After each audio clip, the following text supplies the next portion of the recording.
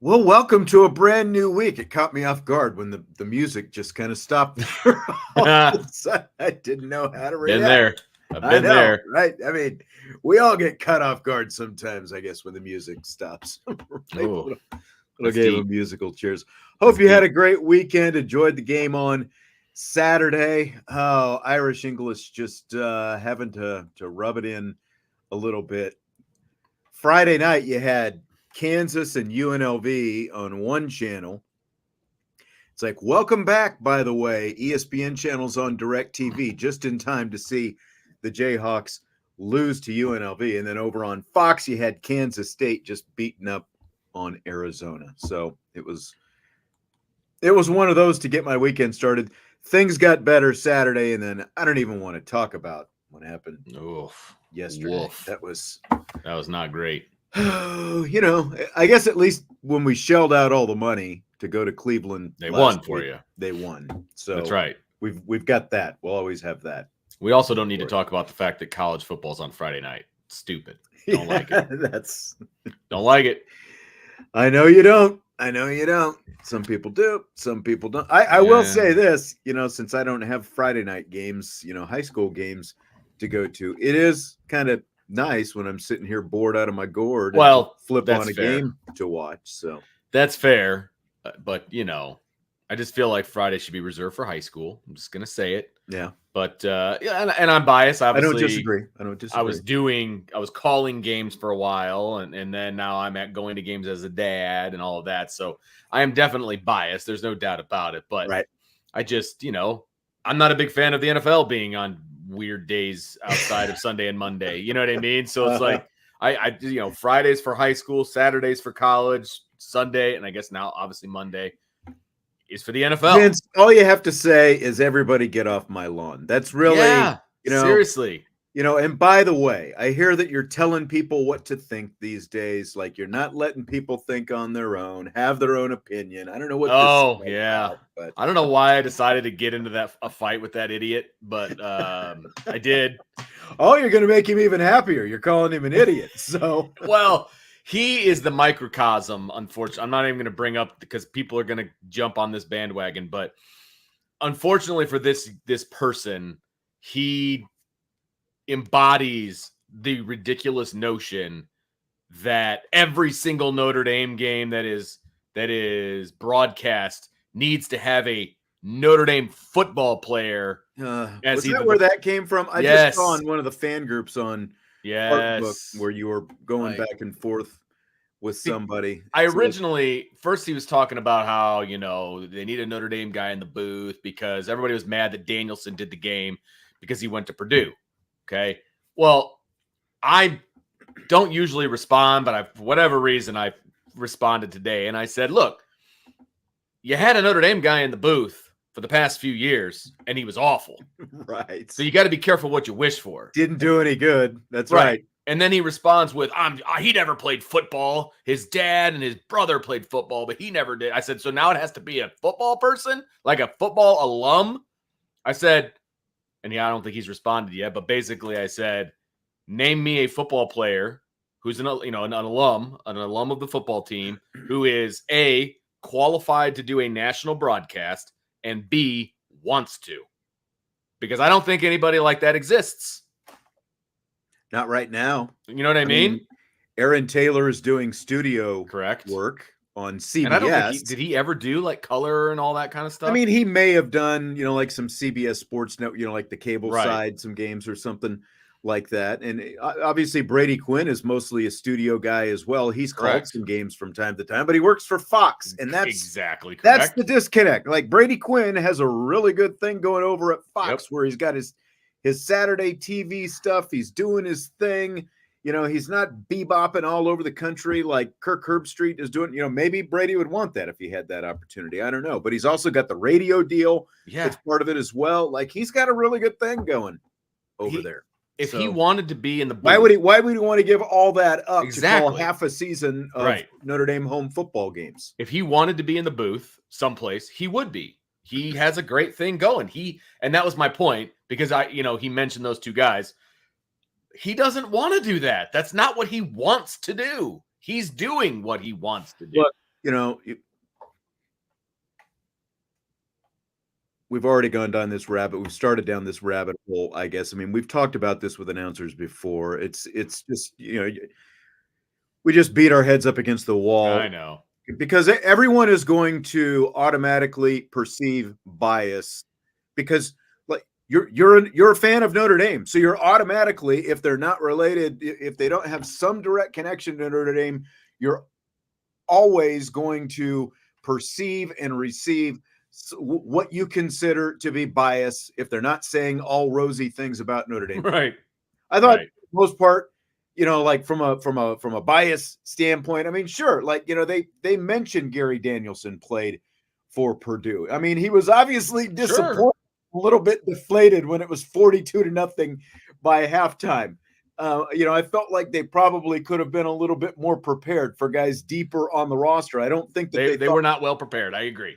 That point, like, that's my biggest criticism, is they weren't prepared enough. Like, did they really know who Kennedy Urlacher was? They obviously knew the last name. Did they really know that was Brian Urlacher's son? Like, nope. And they didn't know Bryce Young was related to Bryce Young. That's right. You had sons of two Hall of Famers out there on the field, and they had no idea. No, they had no clue, and they obviously didn't go past the 2 deep on the roster to learn. And in a normal circumstance, I would not really give them a whole lot of garbage for that, because who studies the 3rd and 4th string quarterback for a team that you're going to call one time? You know what I mean? Like, it's not, these guys aren't going to be calling Notre Dame over and over again. But the caveat is their sons of Hall of Famers. And that should stick out. But that's also the challenge of doing college football as opposed to the NFL. The rosters are a fraction of the size in the NFL, and you have fewer guys to prepare for. But in a college game, I mean, look, I'm not going to say that I would be up on every single person, but Bryce Young was on the 2 deep, and Kennedy Urlacher, again, it's like, if I'm just looking at the roster and I see Urlacher on that roster, which at the very least I should be, if I'm Gary Danielson and or Brad Nessler, like, you're going to at least go through the roster and see what names stand out. If I see Urlacher, the first thing I'm going to do is find out if there's any relation. Right. That's not an uncommon name. You know what I mean? So that's right. And as far as as far as the 4th-string quarterbacks, like, where the quarterbacks are concerned, since that is the most important position on the field, like, they should have one nugget, one note on each of the scholarship quarterbacks on the roster. That's what I would say. And they obviously kind of whiffed on that as well. They did. So. They did whiff, for sure. Okay. Well, we went down. I didn't realize that's where that came from. With the whole telling people how you're. I didn't realize it was connected to the announcer thing. I didn't know we were going to go there. That's where it was. That's what started the whole thing. Yeah, it just bothers me. I hear you. I know you at least listened to the Marcus Freeman press conference today. Did you watch any of the Marcus Freeman press conference? So I've got 3 monitors in my office, and I had it on the far monitor. You know what I mean? So it was on, and I would peer over every now and again. The particular question that I texted you about, I definitely looked at Marcus Freeman's reaction just to see if he would give the reaction that I would have given, and he was surprisingly stoic on that one. But I tell you what, I feel like, just sitting there watching him and kind of watching him for the last week or so, like, I don't want to say, like, when I look at his demeanor, I don't want to say surly, but there's a little more intensity, a little more bite. Like to Marcus Freeman. He's not Mr. Happy-go-lucky. No, that's for sure. I mean, look, he and Riley Leonard deservedly so, had dealt with a lot of crap over the last 8 days or so, or whatever it is, right?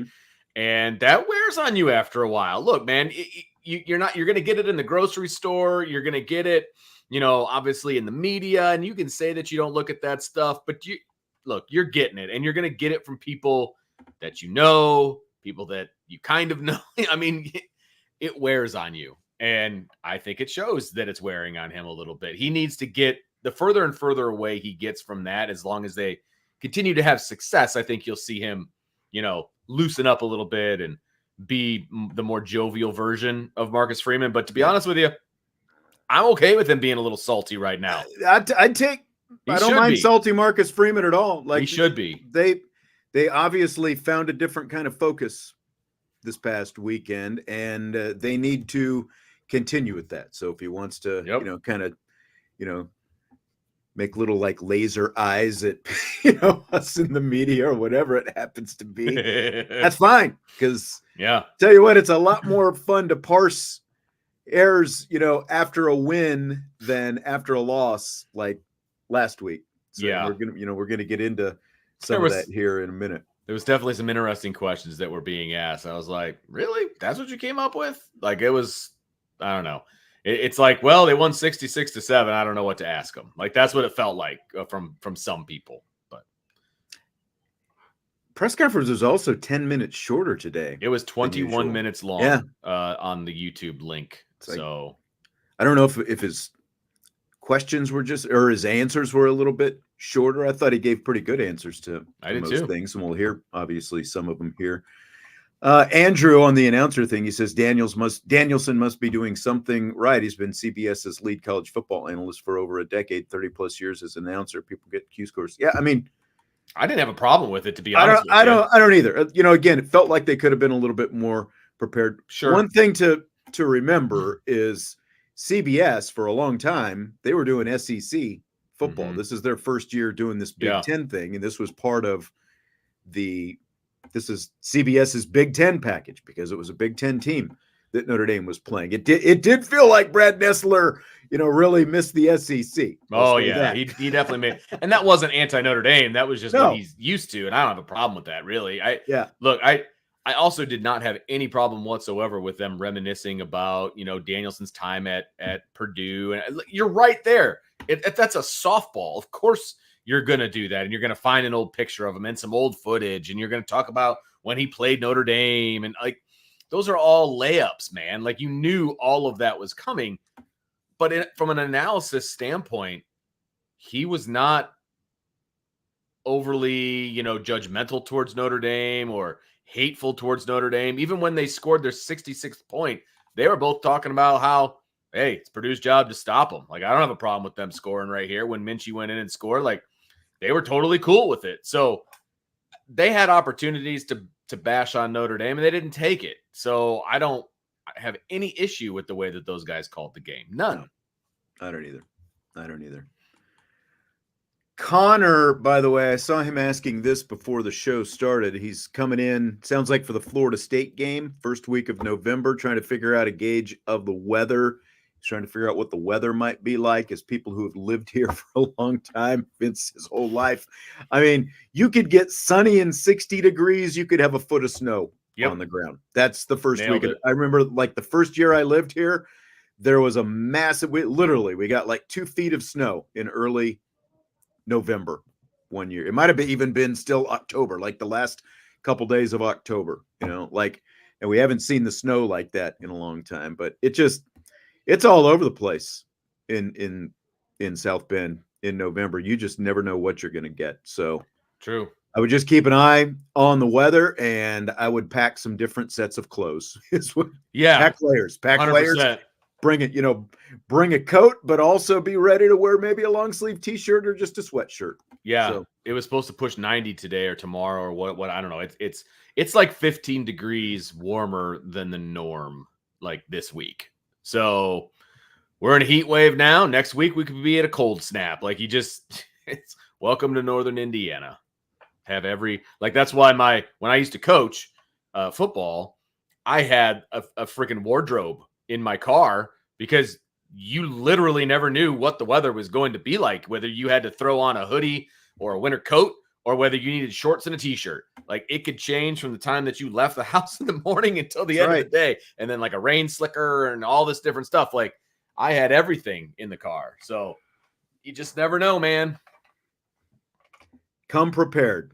It's just the way to go. Bring a stocking cap, bring a mesh trucker cap, like a little bit of everything. Make sure you bring some gloves. There's all kinds of IB gear you can get. I mean, I would guess best case scenario for a night game that first weekend of November, best case, it's still going to be in the 50s. So at the very least, you probably need a sweatshirt. I would hope like I said, that's best case. So, I mean, I know you haven't probably taken your kids out trick-or-treating in a while. No. But October 31st, it snowed on me before. Yeah, I was going to say, I've had snow, I've had rain, and then other years. Yeah, I mean. 75 degrees. Yes, correct. Oh, there goes my light. Okay. It's supposed to be here today, my new one, but I had it propped up. That didn't work out too well. You have a ghost there in your basement pushing stuff around? I think I just accidentally just knocked the desk like with my knee and everything went flying. So. I see dead people. Can you hear the little voice on the other side of the door? Everywhere. They make the hairs on the back of your neck stand out. It's almost like you do this for a living. Do you want to talk about the injuries before we talk some quarterback? Yeah, I mean, we kind of saw it coming, but to get confirmation, it just stinks. Bottom line, but I'll let you kind of say what they are. And I mean, the bottom line for anyone who hasn't heard, Ashton Craig, the center, is going to be out for the season with a knee injury. Jordan Botelho, Viper defensive end, is going to be out for the season with a knee injury. They are hopeful. Sounds like a high ankle sprain for Billy Strouth, so it's not going to be season ending, but he's going to be out for at least a few weeks. Maybe it helps that they've got a bye coming up here in a couple of weeks after, they go Miami, Ohio, then Louisville, and then bye, and then Stanford after that. I mean, biggest thing is it stinks for both of these guys, Batelo and Craig, obviously. Anytime you're like, Craig won a job and was doing pretty well. Batelo, it just sucks because this is a guy that everyone's been waiting on for so long. He stayed here. He didn't transfer. He kept working, kept trying to get it right. Here he is having his best season so far, looking, just so much more disciplined. He was in great shape and the whole thing. And now he's done for the season. So. Yeah, and that one's pretty devastating, to be honest with you. Obviously, it's going to give an opportunity for some of these younger guys to step up and make some plays. I mean, Boubacar Traore is going to probably get a bunch of those reps, and he obviously showed out in the game on Saturday, and I think people are probably excited about him. But Jordan Botelho, I mean, this was his breakout year. I mean, he was on pace to have a really, really good year and potentially launch himself into a potential NFL draft pick. Now he's going to have to come back and do it all over again if he wants that to be the case, because he doesn't have enough on film, I don't think, to probably get drafted. Maybe he signs an undrafted free agent deal or something along those lines, but, it's not going to be what he wants. So I'm sure he's going to end up coming back, which maybe could be a good thing for the future. But, the offensive line injuries obviously could have been worse if they were both out for the season. Stinks that Ashton Craig is out. He's one of my favorite linemen. He's arguably your second best lineman, but your best lineman also went down. And it sounds like he'll be back in a few weeks. So the problem is you lost your best defensive lineman, production-wise, in 2024, right? You can make the argument for Riley Mills, you make the argument for Howard Cross, but from a production standpoint, Batelo was your best defensive lineman right now. And you lost. Well, Burnham is doing well too, but obviously he's out right now. Well, there you go. Also, fair enough. And you lost your two best offensive linemen at the same time. So that's tough. That's a blow. There's no doubt about it. But as Ryan Roberts said in the postgame show, the two guys you replaced their two offensive linemen with, and all of a sudden you doubled your experience on the offensive line. You got more experience bringing in the backups, which is nuts. That's just crazy. Now, one of them obviously at a different position with Coogan playing center, but here's Freeman talking about that depth on his line today. Yeah, credit to the depth. the job that Coach Rudolph has done with that offensive line. You know, to have Pat Coogan go in there and Rocco Spindler.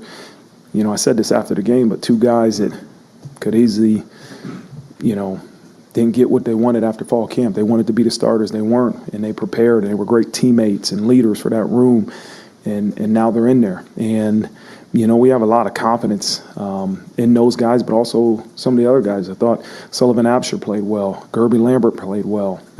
Chris Terrick played well. So, you know, you hate to lose Ashton for the year and Billy for a couple of weeks, but, man, I have a lot of confidence in the depth of our offensive line. Yeah, I mean, just like you said, they get more experience by these guys coming in. Coogan started 13 games last year. Spindler started 10. They didn't miss a beat when they came in. Those aren't the guys I'm concerned about. I'm kind of where Andrew is saying. I mean, there's nothing Anthony Knapp can do about it right now, but he's that left tackle, such an important position. He's the one who's trying to get it figured out. But, you know, the guy is a true freshman. And, you know, even the other potential option, Tosh Baker, has been hurt the last couple of weeks. You're right. And I think is he questionable for this week or he's out? Credit to the depth. Oops. Sorry. I forget exactly what it was. I saw the injury report, which have they always done that? I don't remember them having an actual injury report where they say who's out for the season and all that kind of stuff. Come on, Vince, get with the times. This is 2024. They started doing it this year. This year. Okay. Well, I don't feel so bad. Week they've done it. Yeah. I've never seen it posted before. I didn't realize you didn't realize that. Yeah, it's in the notes. You can tell who's, you know, okay. We're talking about game prep and what announcers prepare and what announcers don't. We know who's looking at game notes and who's definitely didn't look at the game notes that came out today, Sean. I didn't look at them. I'm sorry. But Josh Baker is questionable. Okay. He and Josh Burnham are both questionable. All right. For this week. So as far as Knapp is concerned, he struggled in pass blocking, no doubt about it. He was dominant in the run game. So he won the job. Him and Pendleton both won the job because of what they can do in the run game, not in the pass game. So they're going to have to figure out how to get those two up to speed in the pass game sooner than later, right? I mean, they're going to have to get better.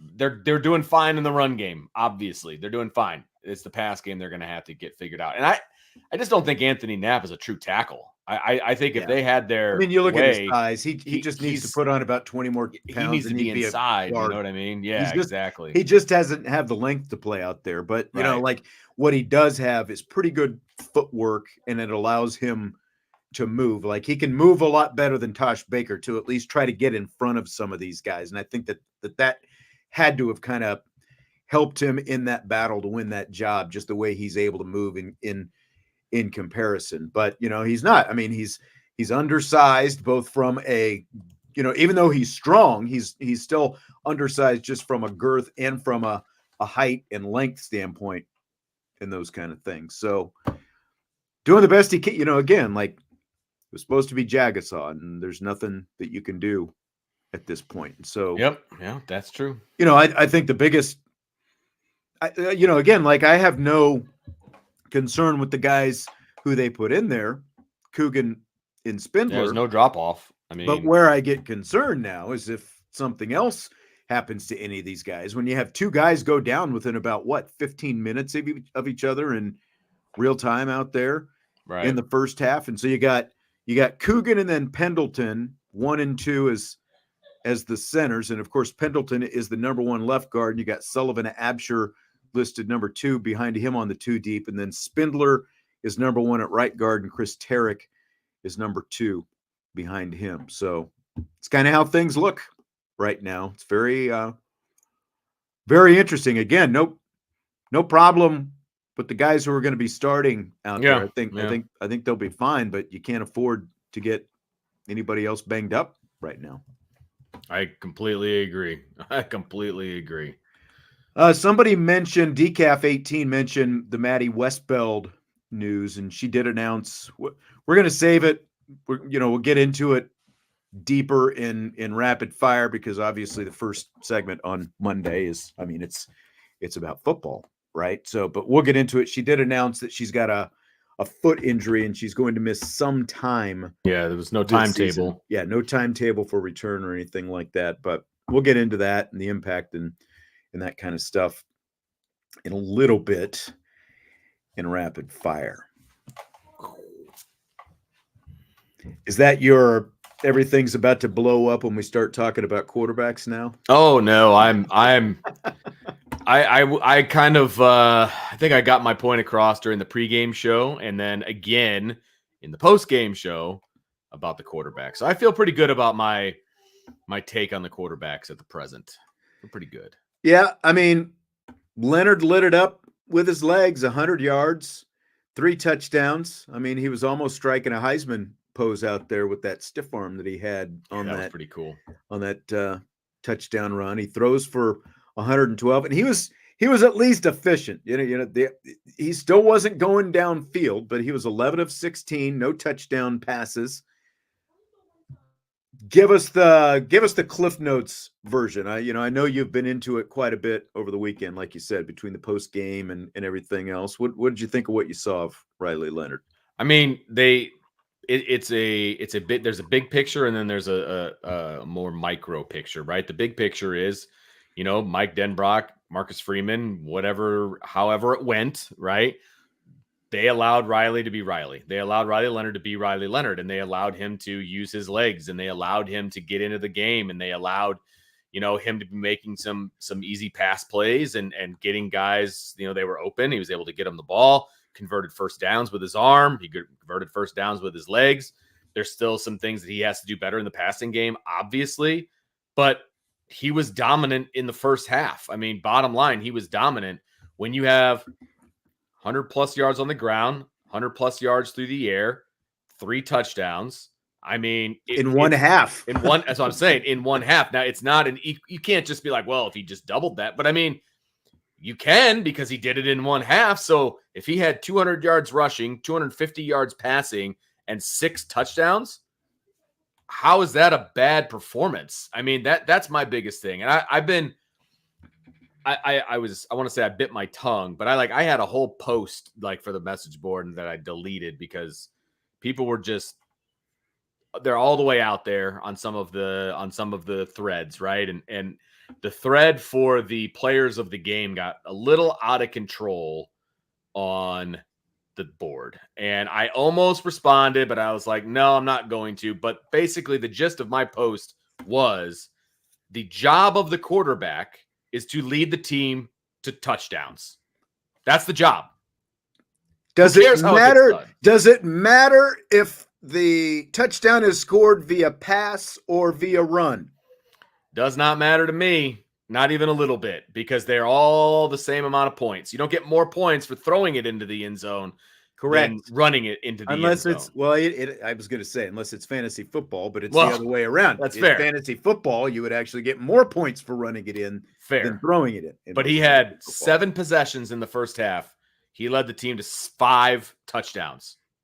Scored 3 of them. Scored 3 of them himself. So I'm good. I honestly look. See, like Lenny is saying, he can't like that. Basically, he can't play like that versus a good team. Well, he did against Texas A&M. Did the thought cross my mind? Sure. But, look, how about you got beaten by a MAC team the week before. You didn't run that offense. Yep.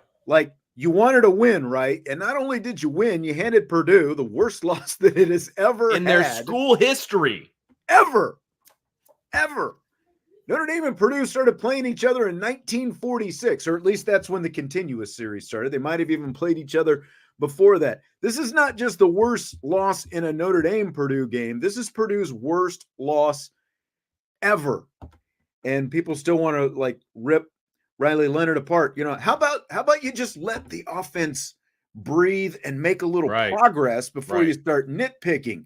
The only question is, did it look better than the week before when they lost? The answer is yes. And they weren't playing another MAC team. At least they were playing a Big Ten team this time. And they freaking mopped them up off the field in the first 30 minutes of the game. Can we just live on that? The fact that Riley Leonard looks so much more comfortable out there. He looks so much more confident out there. He made good decisions. Is there room for him to grow in the passing game? Obviously. He still threw for 100 yards and ran for over 100 yards, and he scored 3 touchdowns. And like you said, helped lead the team to the end zone 5 times out of 7. Then he got to go chill on the sideline and hang out in the second half and let the other guys play. Yeah, 100%. And look, we all want the passing game to be more dynamic, but give it a second. Okay, give it a second. This is the first time in 3 weeks that we saw a Riley Leonard centered offense that highlights what he's good at. If you give it some time and they continue with this philosophy, now that's a big if right now. It's a big if. We've seen a different Notre Dame team, I feel like, offensively over the first 3 weeks. Like a different team week 1, different team week 2, different team week 3. What are they going to be week 4? What are they going to be week 5? What are they going to be week 6, etc.? I think that is the most important thing right now. If they continue to build on what they did in week 3 against Purdue with that same philosophy, you will see Riley Leonard get better. He will start pushing the ball down the field. His confidence was destroyed after week 2, as was a lot of different guys for obvious reasons. He played very, very poorly, and he took it on the chin all week long. Whether he deserved it or not, he took it. It takes time to build that back up. You start with what he's really good at, and they did that. And that's the key. Start with what he's really good at, and that's what Marcus Freeman said after the game. That's what Leonard said after the game. They had a little conference during either last weekend watching game film or going into the week. Those two and Mike Denbrock and they talked about like weeding some things out. Like, right, you're good at this. Hey, maybe we don't need this. This is not really what I like. Points are all that matters. They scored 100%. A lot of points. And this is a good point. Like Michigan, think about Michigan. Yeah. Like, the games where they would run the ball twice in the second half or pass the ball twice in the second half last year. Right. With JJ McCarthy, like even against Penn State, like he says, like it is valid to say, well, how's this going to hold up against the better teams on the schedule? And I'm not sure exactly what this is directly pertaining to, Lenny, because Lenny says Texas A&M played with a new quarterback. He was hurt. They didn't bench him. Like if that's what you're thinking. Wigman was hurt, and they still went on the road and beat Florida. So like, and if that's nothing but good. You obviously want Texas A&M to keep winning 100%. As much as possible, right? They didn't. Yeah, he didn't get benched. He was injured, and they let him try to do it in the pregame, and they decided they were going to go with the backup or whatever. But he was injured. Like that was not a benching. And if you look at his stat line from last week, I think they played McNeese State or something. His stat line was amazing. Connor Wigman looked like a freaking Heisman Trophy winner in week 2. So he definitely did not get benched. So I'm not exactly sure what that is even meaning. DK gets points. Lenny is right. Yeah. I like that. Lenny's enjoing himself. That's cool, Lenny. You're entitled to your opinion, man. It's all good. Yeah. Vince isn't going to tell you how to think. That's okay. Nah. I'll tell you. Not on this one. Tell you if you're wrong. He'll just tell you what he thinks. Yeah. Yeah. So about the offense, I asked Freeman, is what we saw Saturday, is that the offense, or is it a piece to the puzzle that they're kind of building to something else? Yeah, that was the offense that we felt gave us the best chance to succeed versus Purdue. And that fit his skill set and what we thought he did best. This week we have to continue to do that in terms of what we feel will give the best chance for offense to succeed, including Riley versus this defense. It's a different defense than what we saw last week, and every week as you go into preparation, you have to take into consideration what your guys can do well, but also what's going to help you have success versus the defense you're going against. I mean, translation, it's not going to look exactly. Go ahead, Vince. You're shaking your head a little bit. Well, when he first started out that comment, I remember hearing it live when he's like, well, that's what gave us the best opportunity to win. I'm like, oh, here we go. We're going to see another offense in week 4. Like, that is immediately where my head went. I was like, come on, Marcus. Come on, dude. Right. But then he was able to clarify his comments and that we're going to build off of it and what he does well. And okay. I got a great story for you, by the way. And that's the most important things. The most important thing.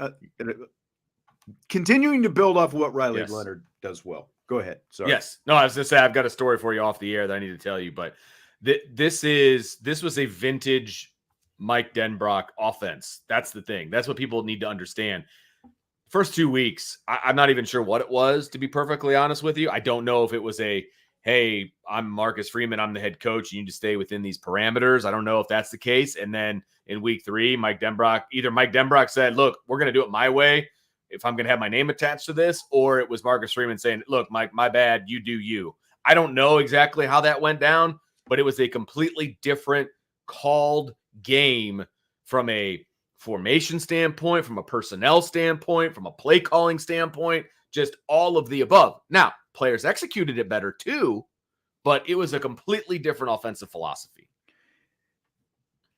Like, take Riley Leonard out of the equation. What were we talking about last week? Jeremiah Love and Jadarian Price need to see the ball more. Now, they still only combined for 18 carries, but obviously you got to get guys like Kedron Young and Aeneas Williams and, those guys, and Ford into the game more in the second half. So 18 carries for, what they were when they were in there is still a pretty good number. Vince, they averaged 10.8 yards per carry, with the game plan that was predominantly, we're just going to run the football, and the quarterback's going to be part of this whole thing. But the two running backs, the two best players on the offense, averaged 10.8 yards per carry out there on 18 carries. And like, I don't know what more you want.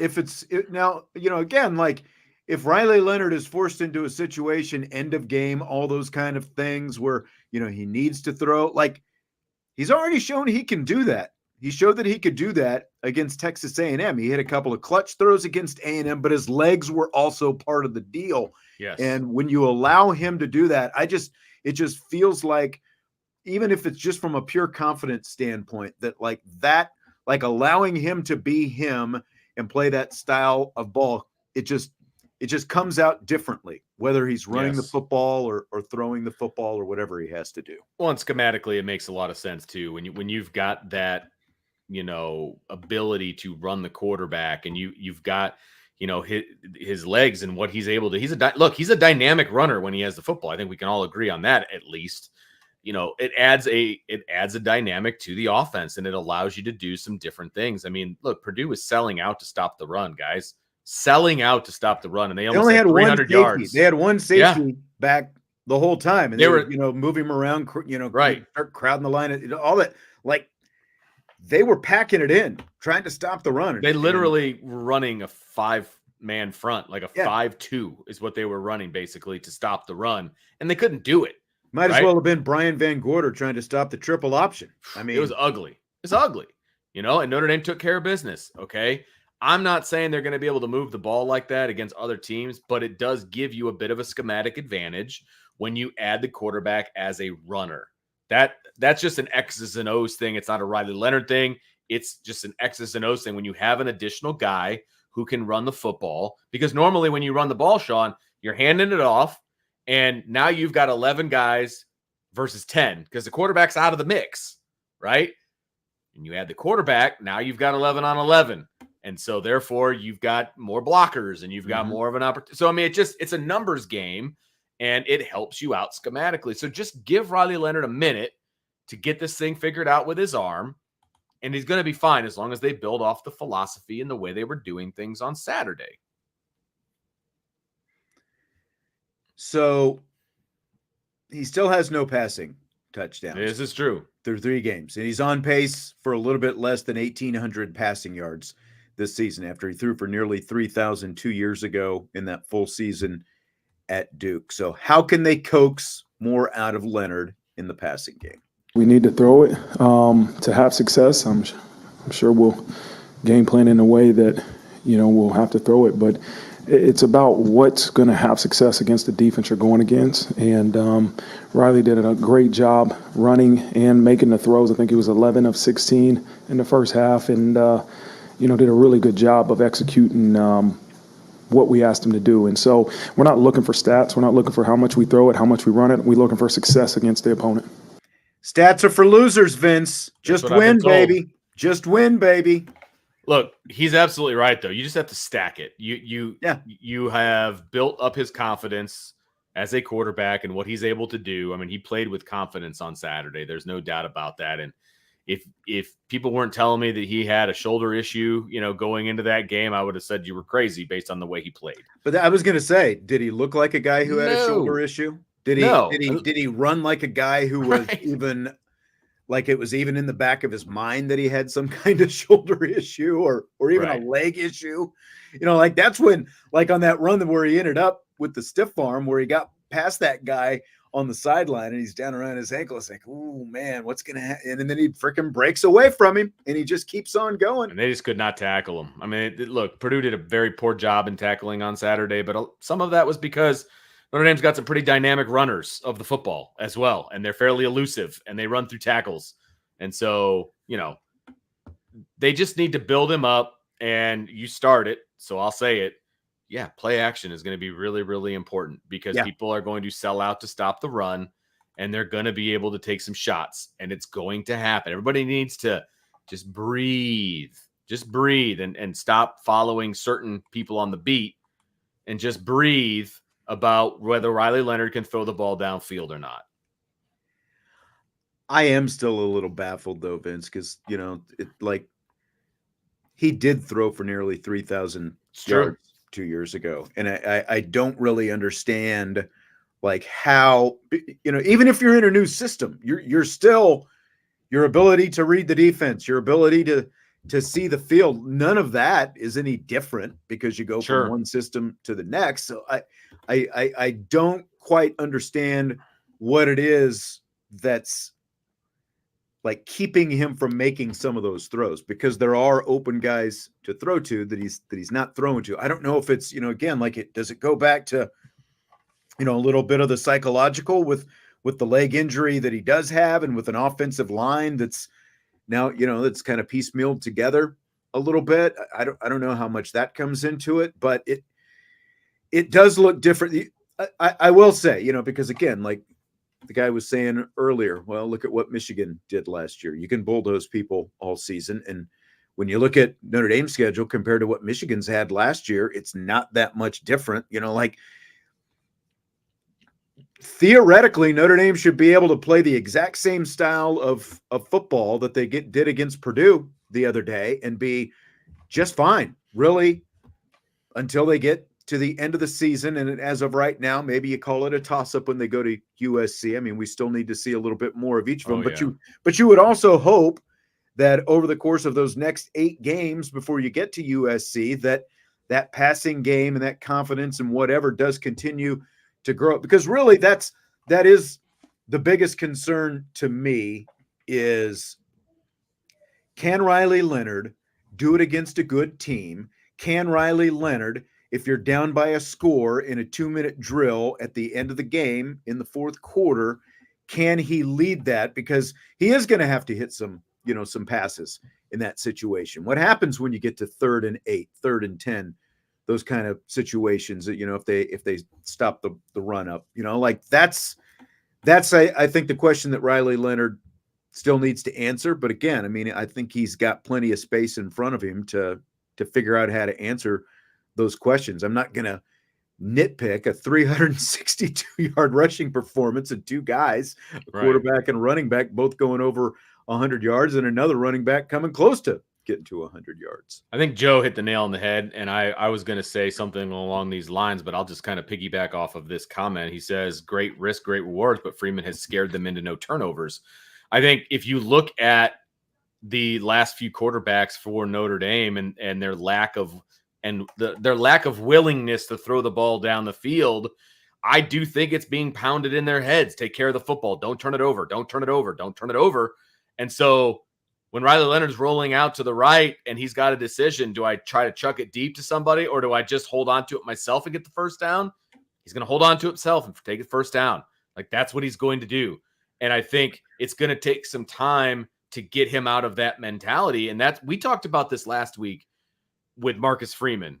And Marcus Freeman is very clear about the offense that he thinks he wants to run, right? It is ball control. It's don't turn the ball over, take care of the football, run the ball, control the trenches, right? And that wasn't happening in week 2. They weren't controlling the trenches. They weren't doing a good job of that. So they had to throw the football. Well, now in your head as a quarterback, you're thinking, wait, don't turn it over. Don't turn it over. Don't turn it over. And it causes you the whole paralysis by analysis thing, and you don't play well. So they need to break him out of that, because Riley Leonard is a playmaker and he has to be allowed to make plays. That's what we talk about when we talk about Riley being Riley. They need to break him out of that mold, because he'll never be a good quarterback if that's the mentality that is being forced into him. So we're going to go there. We're going to go to Vince's favorite subject. Yes, this is fantastic. The backup quarterback. Steve Angeli got to play most of the second half. Kenny Minchie and CJ Carr both got in. That was kind of fun. Yeah, it was. Angeli goes 6 of 9, 100 yards, 2 touchdown passes. The first 2 touchdown passes of the season, no interceptions. Oh, man, he played really well, which I knew he would. We have a lot of confidence in Steve Angeli. Made good decisions, took care of the ball. You know, I know he wishes that he wouldn't have took those sacks, but, man, I was really pleased and proud of the way Steve played. But he did take the sacks. Exactly. He did take the sacks. He said all the right hard. Yeah, he said all the right things there. That's exactly what you say as a head coach talking about your backup quarterback. Oh, we're really pleased with the way he plays. He plays with confidence, you know, all of the above. And then he wishes he wouldn't have taken those sacks. Yeah, if he was your starter, you'd be wishing that too. Because that is what you're going to get with, like, I think I said this in the post-game show, or I said it to you. I can't it's all a blur usually by Monday. But that game, in the amount of plays that he played, that was a microcosm of who Steve Angeli is. Okay? He was very effective in the pass game that they asked him to play. It was one read, make the read or move on, right? And then he was successful. Right, the touchdown pass to Bauman. It was a rub play. You throw it to the open guy. That's simple. It's one or the other, right? It's a one read play. Okay, if he has multiple reads, he's either going to check it down or he's going to get sacked. And that's what happened later. Right. If you want to talk about the difference between Angeli and Leonard as passers, it's not that Angeli, you know, threw a few more balls and he had a couple nice balls and completed a couple of touchdown passes. It's that they get, you know, like they essentially in that game specifically on Saturday, they set Angeli up with some real nice, easy reads. If it's there, you throw it. He did, you know, over the shoulder to Harrison. Look, that was a looking throw. Great ball. Right. Great ball. But the biggest difference is he's a one read guy. And if it's not there, he's going to check it down. Whereas Riley Leonard is just rushing through his reads quickly. Like, 100%. He's making his reads. He's just doing it way too fast. Going through it way too fast, and that's holding him back, and he ends up running the ball or doing something different. I mean, that's the difference. And you and I were texting about this Saturday. I think it was either Saturday or Sunday. Again, it does blur together, but like for people who want to say, well, Leonard couldn't make that throw, or like, let's not forget he put it on Jaden Greathouse's hands, other side of the field, but basically the same throw. Same throw. He put it there. Greathouse dropped it. Bottom line. End of story. That's all it is. Riley Leonard can make that throw too. So don't tell me just because one was completed means the other guy can't do it. Like that's not what it was. Completely agree. And that's everybody's like, oh, look at the throw that he made. Yeah, Riley Leonard made the exact same throw the week before. The identical throw just to the other sideline. Identical. Yep.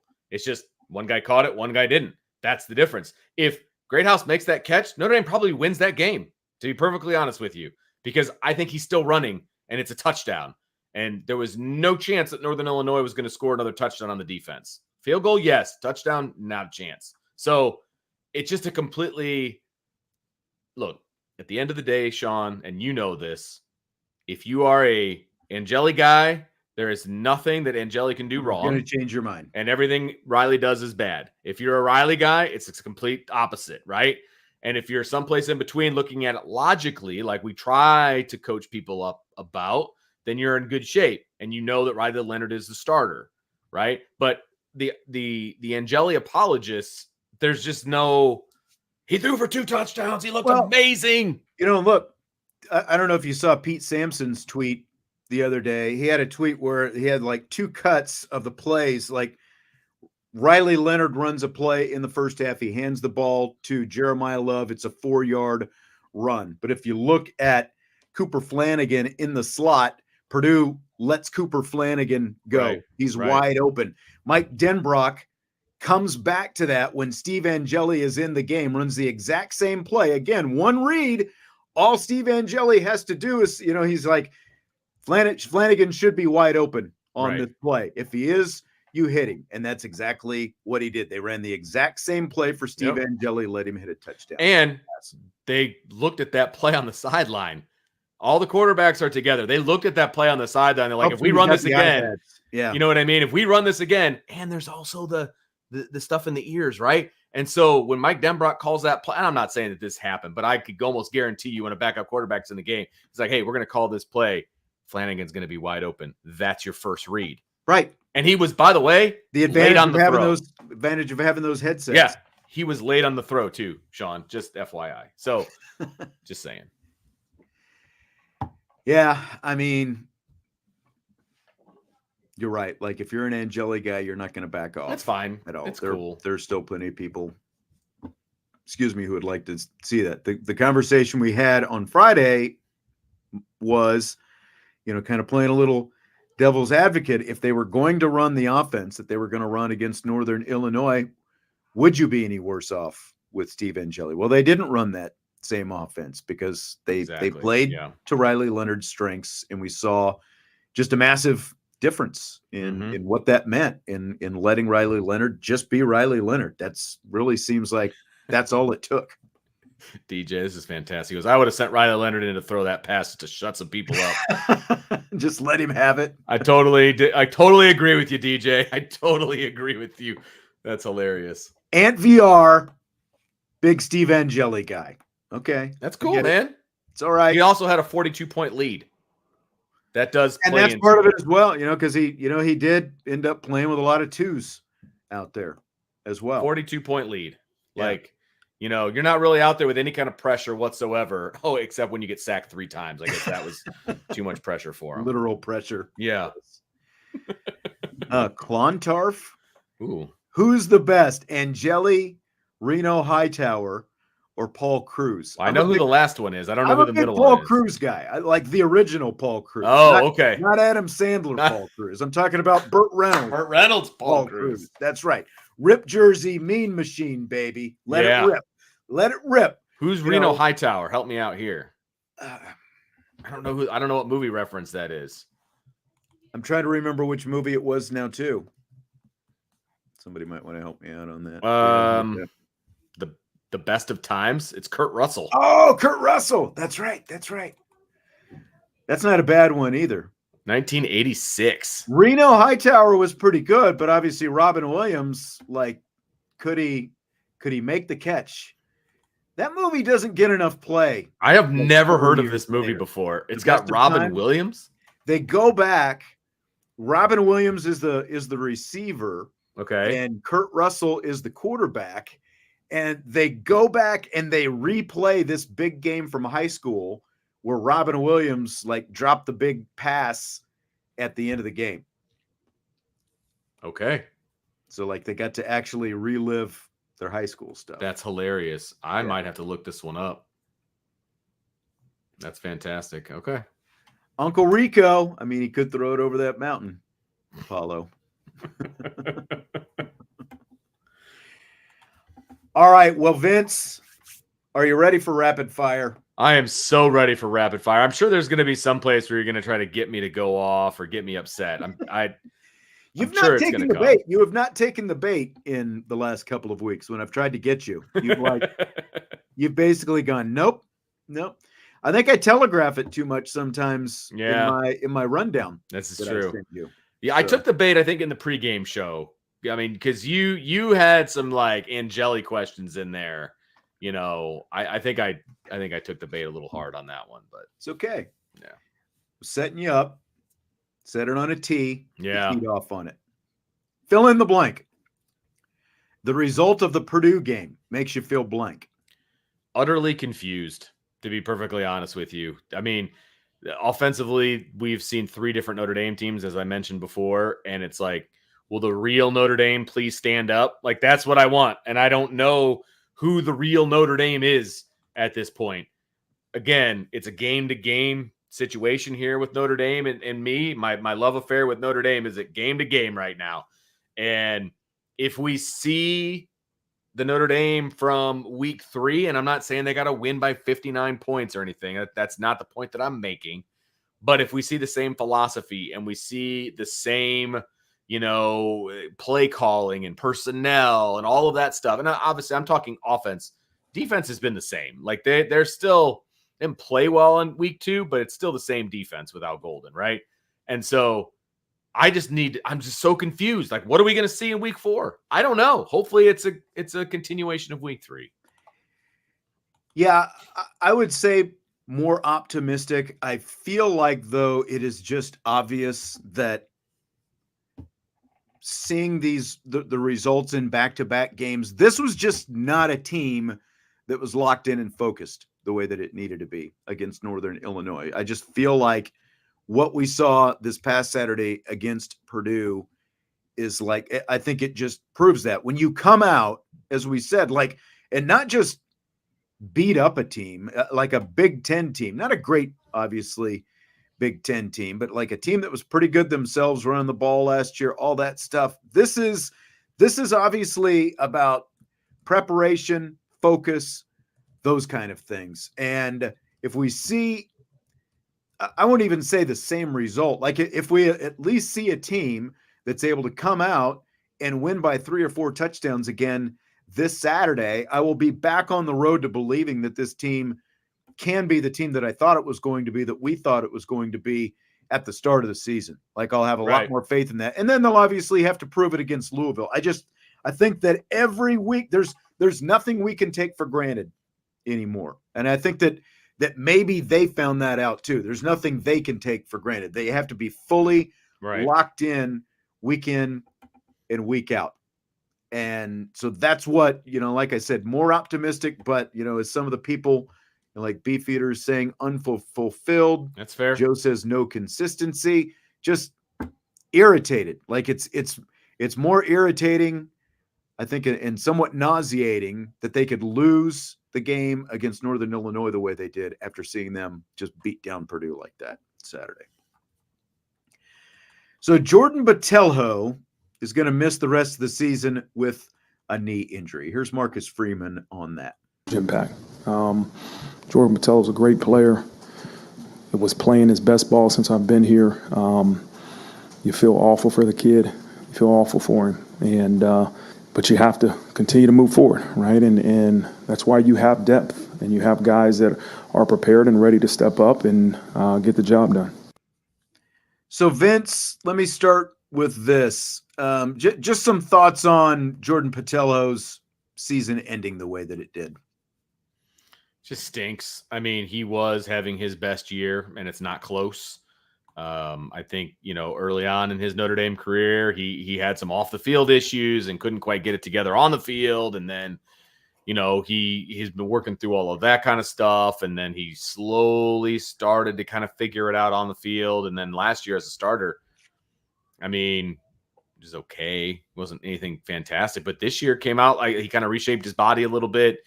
He, was making plays. And like I said earlier, he was arguably the best defensive lineman that they had right now from a production standpoint, and the only other person in the conversation was Josh Burnham, and he was out with an ankle. So, losing 12 is a big deal. It's a big deal. That's a lot. That is a lot of potential production that they are going to lose out on for sure.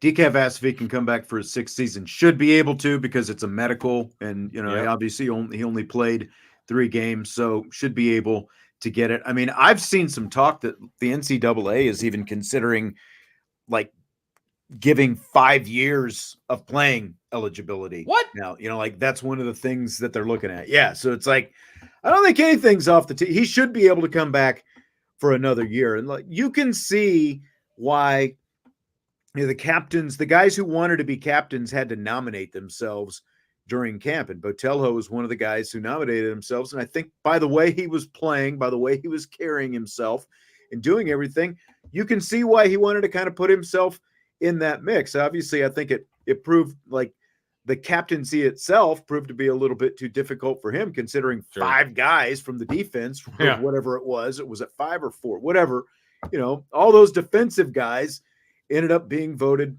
captain. But it really does, like, this guy has been criticized, and no one wanted to go fully in on this guy for good reason, because there was just so much inconsistent play. So it just really sucks that, he finally got it locked in, and then something like this happens 3 games into the season. So for Botelho, I just looked at his, resume. Essentially, he's played 4 straight years, and this is his 5th COVID year. This is his COVID year. I don't even think they have to apply for a medical, because he still gets a red shirt. He hasn't used it yet.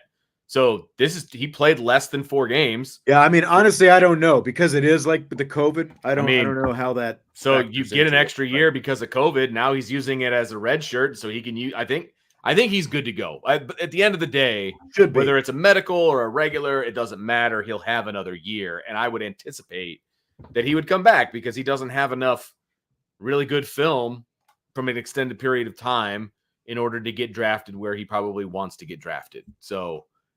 It'll only make him a 6th year, guys. It won't make him a 7th year. So 6th years, unfortunately, are extremely common.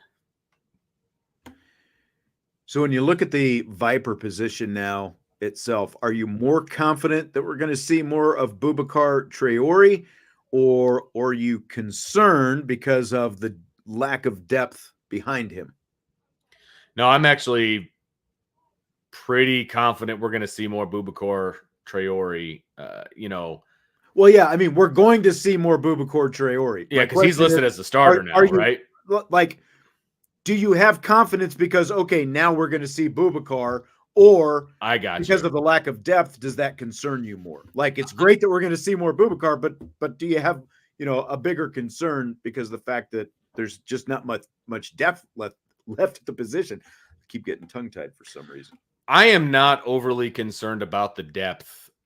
You've got Boubacar. He's backed up by junior Tui Alamaka. And then you've got Logan Thomas, who's obviously, an undersized freshman defensive lineman, but he's still long and athletic as all get out. And then on the other side, I think you've got some positional flexibility there with Josh Burnham potentially, or even Bryce Young. So I think you're okay from a depth standpoint. I'm not overly concerned about it. I don't think they were going to redshirt Logan Thomas anyway, even though he's a little undersized right now at 224 pounds, because I think he's on a bunch of special teams. So I don't think that they were going to redshirt him. So he's just now on the 3 deep. You know what I mean? And so, yes, your depth obviously gets hurt when a guy like Batelo goes down, but I'm not that concerned about it. It just might not be as dynamic as quickly as we want it to be. But I think by the end of the year, they'll be fine. I'm at least concerned about the depth for the short term, because like you mentioned Burnham, and like he's still questionable with an ankle himself, and like you're still trying to figure out and that's what concerns me. I think most of all is you've got RJ Oben on the one side with Josh Burnham and Bryce Young, obviously, but Oben has not given you much, and Burnham took most of the snaps against Northern Illinois and played well. Then he hurts his ankle. So then you're down to, 2 guys over on that side. And now on the other side, like what's Tui Alamaka done so far? Right. I definitely I definitely don't have a lot of confidence that he can produce there. I do wonder, like, does maybe Snead get some like more opportunities in passing downs or something like that? Or do you like, is that where you want Traore on the field more because of all that athleticism? I guess maybe concern isn't it, but just because you lack some numbers on both sides, like I think we're all very confident in Traore, but he's not going to be able to go out there and give you 65 snaps a game. Someone's got to take 20 or so snaps off him, and that's what concerns me. I think the most right now is like who that's going to be. It's going to have to be one of these young guys. They're going to have to step up. I mean, it's going to be one of these guys that we know their names, but aren't household names yet. One of those guys is going to have to absolutely step up. Somebody mentioned something very interesting in the chat, that if these young guys surpass Botelho this season, do you say goodbye to him and have him go play his final year of eligibility someplace else? It's a possibility you could do that if you see a lot of growth from these young guys in one season. It's definitely possible, but you also have to remember you have an additional 20 scholarships to give away starting in the fall as well. Yeah. Everything's going to look different. You're not as hamstrung from a count as you were before. And the other thing is they're also talking about the only transfer portal window being the December window. They haven't finalized that yet, but there's a good chance the spring transfer portal window is going to go away. So, true. If you're going to make that decision, whether you're Botelho or anybody else, but like in Botelho's case, a guy who's going to be recovering from a knee surgery, to make a decision like that in the middle of December that he's going to go someplace else, that's I would think that there would be a greater chance that he comes back. Just the fact that he's still here for his 5th year, shows the mindset that he had to begin with. So I would think that he would be back. And, and again, the way they play these guys with the kind of depth and everything else that they want to have, if he can recover and come back, I mean, there's no reason to believe that he couldn't be, just as productive in part of that mix. I mean, you would expect Traore to elevate to the top of that depth chart, but Botelho could still have a very significant role. For sure. Yeah, back. For sure. I personally would want him to stick around because, like you said, at the very least, he provides very, very, very quality depth. At the very least, if not, he returns as the starter. Yeah. Fill in the blank. The non-starter who impressed you the most against Purdue is blank. I'm gonna go with Bryce Young. I mean, he had the hit down there on the kickoff, and he did some pretty impressive things. Honestly, it's between him and Bubakar or Urlacher. I think those are the 3 that I would have to choose from, but I'll go with Bryce Young. I appreciate you pulling a Jesse and basically just rattling off half the defense. You're welcome. With your answer. You're welcome.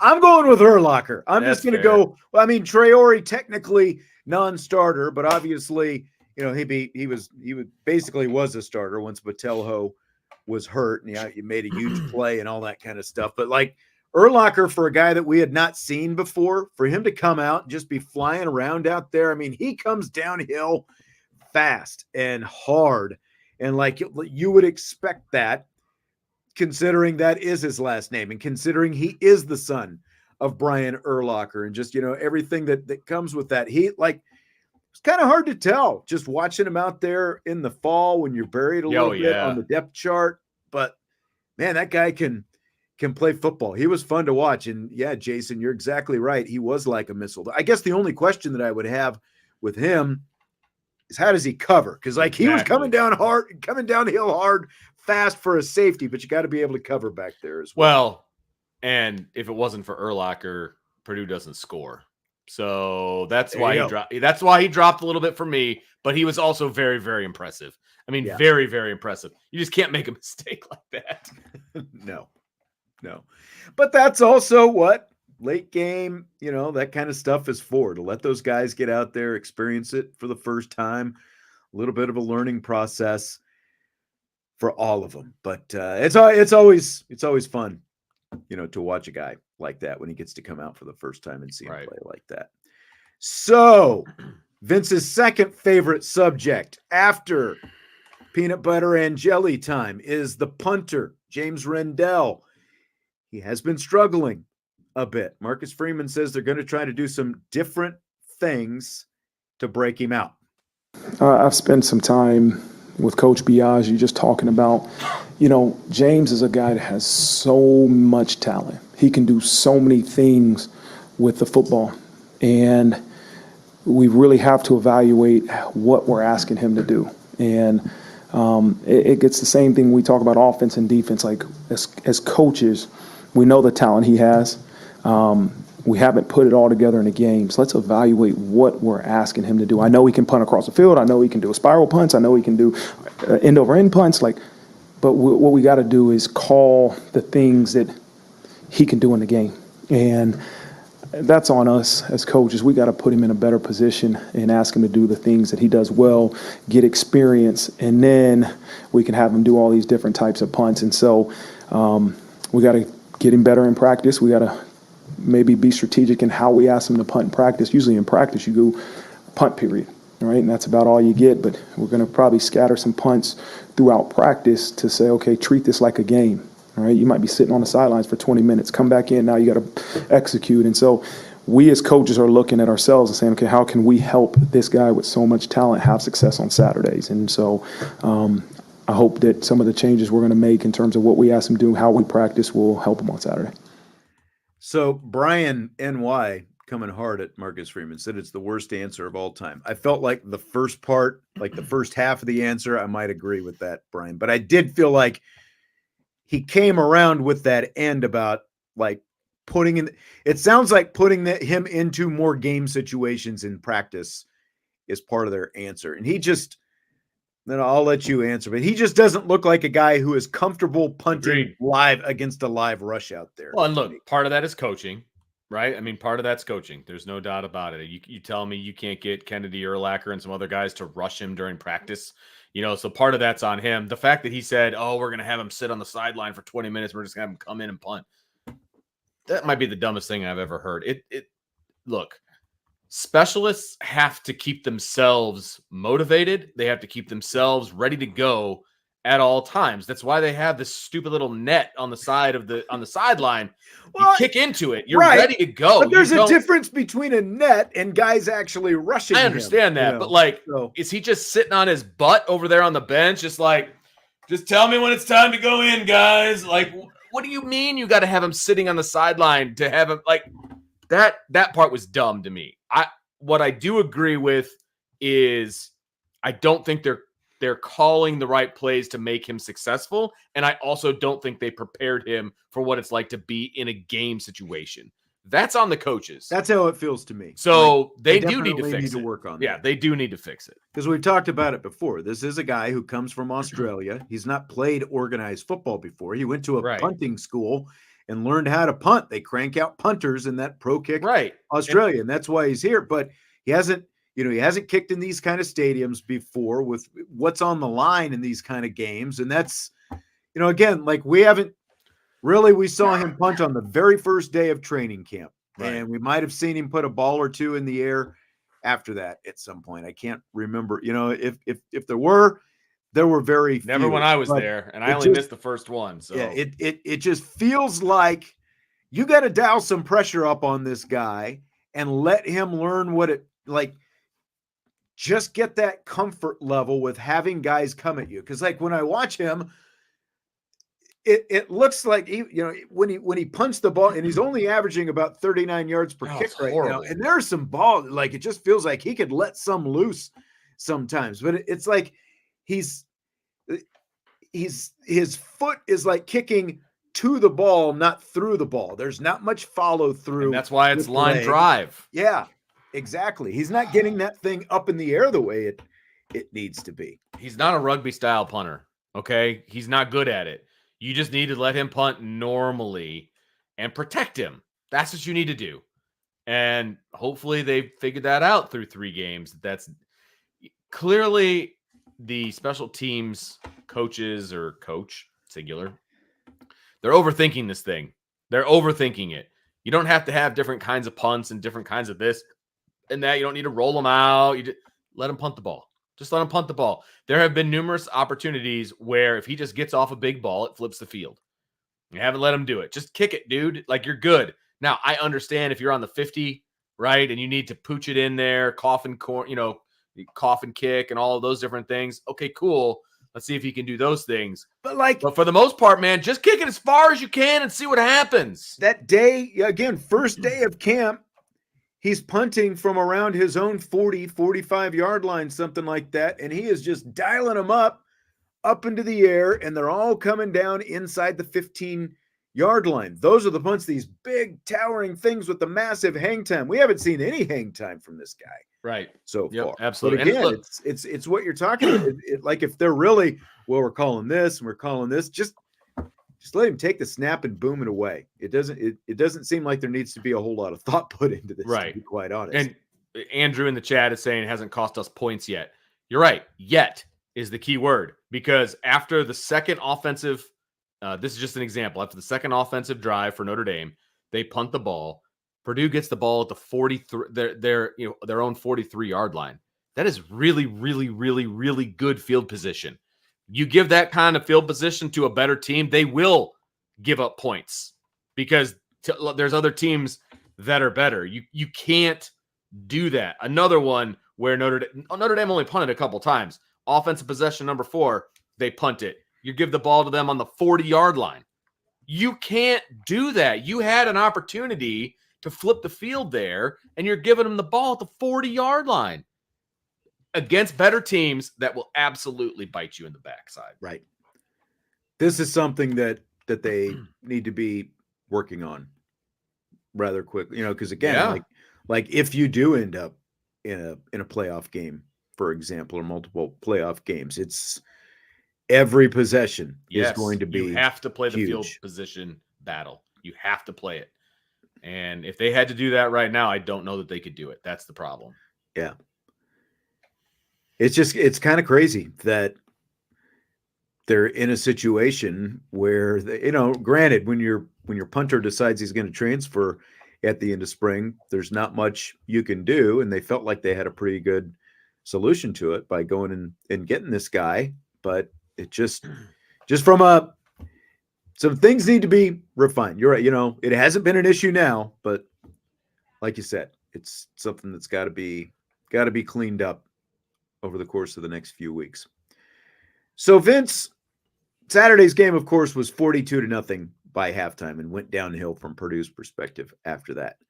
The NCAA has a rule in place that lets the losing team in a blowout opt to shorten the fourth quarter if they want to. There is no set standard for how much to shorten it. So like 3 games, apparently, 3 losing coaches have opted to do this year, and they've all shortened the game by varying amounts.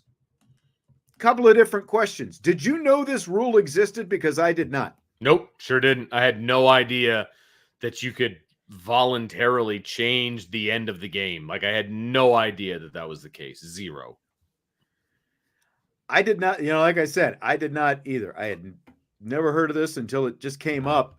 I think somebody did it Thursday or Friday. There was a game where it happened. So the official rule book says anytime during the game, the playing time of any remaining period or periods may be shortened by mutual agreement of the opposing head coaches and the referee. So essentially the coaches and officials have the freedom to cut the game times off in a blowout situation if they want. But again, there's no actual standard. So my question is, should they just make it an automatic rule? Have like a set standard. Okay, instead of 15 minutes, it's going to be an 8-minute fourth quarter or something like that. Or, should they just do what a lot of high schools do? It's like you get to 40 points and now it's a running clock the rest of the way. Like, what do you think? I honestly, having been on both sides of a butt whooping, I love the running clock. I love it. Having broadcast several butt whoopings, the running clock is glorious. Look, people are upset with some of the things that were said or done or whatever on the broadcast, right? Because they were filling in time. Like, that game was over by the start of the second quarter, okay? They were filling, and it's tough to do, first of all. I just want to be very clear on that. It's very tough to do. And they had a whole half to do that. So they're talking about where he went, where Danielson, his dorm was, and where he was. They were off the reservation on a lot of different things, but it's really, really hard. You want to not see that or not hear that? Have a running clock. You'll get through the second half real fast. Yeah, that's right. I was actually a little impressed with how Purdue handled the situation, just the way Notre Dame was playing the game and stuff like that. They obviously didn't opt to to shorten it, but it just feels like you get to the fourth quarter, you're up by 5+ touchdowns, whatever. Yep. Running clock. Yep. Get it over with. Yep. Could not agree more. So a couple of super chats that I wanted to get here. Thank you very much, Anthony. We started the show talking a little bit of the announcers. He says Anthony says, I don't often come to Gary Danielson's aid, but he did say CJ Carr was the future at Notre Dame, and the staff was really excited about him. Agreed. So again, you come to his side because he said something nice about Notre Dame. I know, right? And he said something nice about a former running back at Notre Dame. How he has coffee with him all the time, and all of a sudden everybody was like, yes, we love him now. We love Gary Danielson. Uh-huh. Yeah. DK, thanks for the super chat. Do you want to take this, Vince? I don't even know. It's a weird question. It's from DK, and I'm not surprised. DK. I've got a great answer for it though, because I did see this one come through. It says, Vince, what's the NCAA's take on Siamese twins? Do they count as one player, or does one classify as a defensive end and the other as a defensive tackle? One scholarship or two? Well, that all depends. You generally, with Siamese twins, you have two human beings that are just stuck together. So if they have different names, if they have different grades, if they have different whatever, then they're different people. And that's two scholarships. Two scholarships. And I'll leave it at that. I think that answers that. Try to keep that as respectful as possible. Well done. Robert wants to know why the punter decided to transfer at the end of last year. Pretty sure that was not his decision, the way I understand it. It was a we're ready to move on decision. Interesting. We're ready to move on, but we don't have a viable option. Correct, which is really weird to me, but that is what happened, the way I understand it. And by the way, he's averaging 47 yards a punt right now. Just throwing that out there. I just looked it up. So, and he's got a long of 64. So Decaf was asking about the Maddie Westbeld situation earlier. She announced on her social media this afternoon that she's going to miss at least the start of the season with a foot injury. Yeah, she's got a foot injury, so she's going to be out for a while. It definitely stinks. Hopefully it's something that where she's back by at least the middle of the season, that like conference play would be great if that was the case, Exactly. The one bright spot is they did go out and load up on forwards this offseason. Liza Carlin, the girl or the young lady from Marquette, essentially kind of plays the same position as Westbeld. Leah Tu King, another forward, not quite the same, but then obviously you have Kate Koval as well. So, I mean, they beefed up in the front court, so they've got a lot of depth. Just don't want to start seeing any injuries, obviously, but especially this early after what they went through last year with so many of the injuries. But hopefully Maddie is back sooner than later. This will be her 5th year. Yep. She's taken advantage of that COVID year coming back. So hopefully things work out. Yes, I saw that and I was like, ooh, because Maddie has always been one of my favorite players. So I hate to see her being out for any period of time. And, she came in and they relied a lot on her true freshman year. And obviously she's a great player. And I think she's a leader on that team. And so any amount of time that, she's out is not great, but hopefully, it didn't sound like she was going to be out for an extended period of time, just is going to miss the beginning of the season. So hopefully that's the case. Yes. All right. I was just checking the chat to make sure there wasn't anything that we missed in there. And I think we are clean. We are good. And we're ready to wrap it up. So we will wrap it up with that. And then I'll have to get your off-air story. Oh, yeah. Thanks for the reminder. Tell me about earlier. Yeah. Thanks for the reminder. Just thinking about that. All right. Appreciate you being here tonight. Hit the like button if you would. And we will talk to you tomorrow when we have plenty more Notre Dame football to talk about on IB Nation Sports Talk.